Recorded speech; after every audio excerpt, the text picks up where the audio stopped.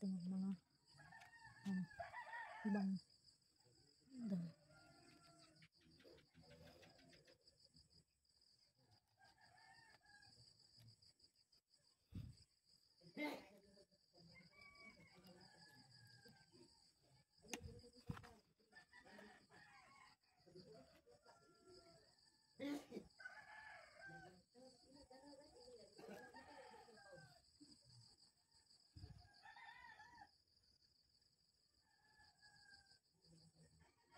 Ang dami nila.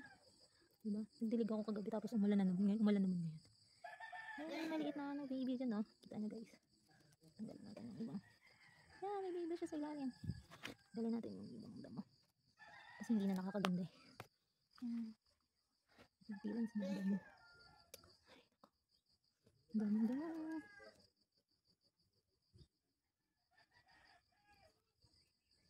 Tayo ay nagdamo. Really in the morning. Yan. Grabe yung ugat nila. Kaya yung maliliit na yun. Susunod na pag malaki na sila. Yung mga gantong kitang kita yung tanggalin na ito. Kaya nito. Ganda ng color niya. Ganda talaga ng genius kapag nasa rain or shine. Tanggalin natin yung mga damo-damo. May ano kasi, may halaman sa taas eh. Yan. Kaya, kakaroon sila ng damo. Tanggalin lang natin yung ibang damo. Para maging malinis yung itsura nila. Yan. Pag-issue natin ng ano. Tanggalin natin yung mga ano nila. Yan. Look guys, ito yung kinat natin na jadelet. Yan. Nagpropa tayo ng jadelets. At ibobonsai natin yan. Dito yung comic stem ko. Ewan ko ba? Lagi siya naglalagos. Gusto ko pa naman yung itsura nito. Mafarina siya. Ay, pag hindi na ubuhay itong comic stem ko, titigil na ako sa pagbilingan. Nakadalawa na ako niyan eh. Ito yung ibang propagations natin. Ito ko muna nilagay. Yan. Buhay natin yung propa natin ng variegated string of hearts. Yan. Maganda yan pag lash eh. Tapos may propagation tayo din ng Mendoza. Yan. Then meron tayong grafted dyan. Ito yung na-infest na Douglas hat. It's under sa intensive care unit pa din siya. Sana okay na siya. At pag hindi, i-sprayan ulit natin. Pag ayaw pa rin, i-sprayan natin na 7. As much as possible, pag kaya ko pa i-save ng denatured. Hindi pa ako gumagamit ng harsh chemical. Ayoko kasing gumamit ng mga chemicals as much as possible. Pero, kung kailangan na natin para ma-save yung plants, why not? Yan. Yeah. Nag-i-spray siya ng 7 kasi nga nung nakaraan nagkaroon ako ng super bad mealybugs and aphid infestation sa iba kong plants, ay sa Douglas hats lang pala. So for prevention, para dito sa mga katabi niyang plants, nag-i-spray ko si hubby. Yan, pati sa soil niya girl. So, pag nag-i-spray kayo, kailangan naka-mask kayo and naka-gloves. Kasi chemicals yan. Para hindi mag-penetrate sa skin ninyo and hindi nyo malanghap yung amoy. Yan, spray lang siya. 7 yan guys. Yan. Pwede yung San Francisco. Baka dyan galing. Yan, spray lang. Sa isang araw, babawasan natin yung San Francisco na yan. Baka dyan galing milis. Paborito kasi ng milis yung San Francisco eh. Yan, in-sprayan niya ating si Chloe. And si Aaron Pay. Yan. Guys, last night nag-spray tayo ng 7 and look na naman yung nangyari ngayon. Umambon ng malakas. Kaya na-wash out din yung 7 natin. Pero okay lang. At least nadiligan sila. Mga uhaw na sila kasi hindi ako nagdidilig nitong nakaraan. Yan. Ito yung pinasprayan ko ng maraming 7 sa husband ko. Kasi nga, yun nangyari kay Douglas Hut. So, try natin mag-pot-pot today. Ayan o, namumuti sila from 7. Try natin mag-pot-pot today kasi baka umaraw and masusunog sila. Kunin natin yung pot-pot natin. Guys, magulo yung taas ng arak natin. Ito yung bago nating project. May ilalagay ako dyan sa taas ng rack na yun. Ayusin natin. Tinanggal ko yung golden barrel dyan. Tsaka yung ibang nakalagay. Yan. Andyan yung super bomb. May net naman sa taas nun pero wala yung bubong. So hindi ganun kainit dyan. Tama lang yan for super bomb. Ayaw kasi ni super bomb na super init. Pero gusto niya na may araw. And malamig na naman. So try natin dyan sila ilagay. Ayusin ko pa yan pa konti-konti. Huwag nating puwersahin ang sarili natin kung hindi natin kayang mag-garden. Yan, mababait naman sila eh.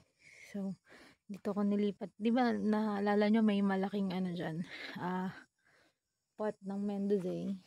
Nilagay ko siya dito sa kabilang side. Doon yung golden barrel natin. Diba? Hindi ko pa naayos talaga yung garden. Marami pa tayong kailangang ayusin. And matatapos natin yan ng pakonti-konti. Tiwala lang. So yan guys.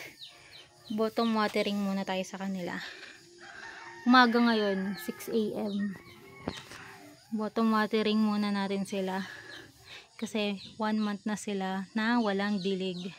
Yan, ganyan ako magtubig sa kanila pa bottom watering. Yan, kasama na din yung pag-aayos sa kanila, pagdadagdag ng toppings na lava rocks, then pagtanggal ng dry leaves. Ayun yung dry leaves nila, ang dami na kasi 1 month nga akong hindi nagdidilig, nasarak lang sila. Yan, aayusin pa natin yan. So siguro maghapon tayong magbo-bottom watering. Basta makita ko na basa na yung top part, yan, iniaahon ko na sila, din pinapatulo. Then saka natin sila ibabalik dun sa rack nila. Ganyan lang mag bottom watering. Para hindi ko din masira yung farina nila. Ayan guys, check na natin yung ating binobottom watering. Yan, nagpat ako dito. Yung isang araw, yung last haul natin na kay Igor's. Yan, pakita ko lang sa inyo. Yan yung ating variegated purple delight. Yan, ito yung bagong variegated purple delight. Tapos isinama ko siya dun sa nahol natin kay Juzelson. Yan, para tipid tayo sa pot. Then ito yung Lawi hybrid na hindi alam ni ma'am yung IDs. Then yung mga tomatoes natin. Yung elephant bush yan. Andyan yung mga kalat ko. Check natin yung ating bottom watering. 45 minutes na since inilagay ko sila dito. So ayan, nakikita nyo. Yan, basa na yung top part ng soil nila. So pwede na sila iahon at patuluin.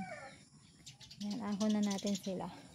Para yung iba naman yung ilalagay, yung iba bottom watering natin. Yan, wait lang. Hirapan ako maghawak ng camera.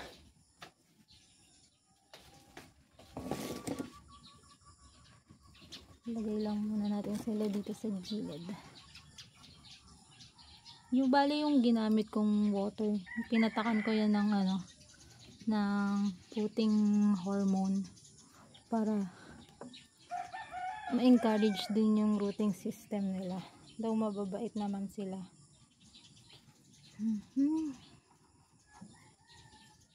Against the light tayo guys. Dito kasi ako sa terrace, sa likod ng main rack ko. So ito naman yung ipapalit natin na next. Si Labamba. Labamba from Mama Harlot's. Next, ang ating isa pang peach snow. Ang bait nating peach snow. Ako dalawa lang ata yung kasha. Wait, ayusin ko lang guys. So ayan guys, tatlo lang yung kumasya sa batch na to. Maliit lang kasi yung planggana ko, hindi pa ako nakakabili ng bagong tray para sa aking pagdidilig ng succulents. Hera. Okay na yan.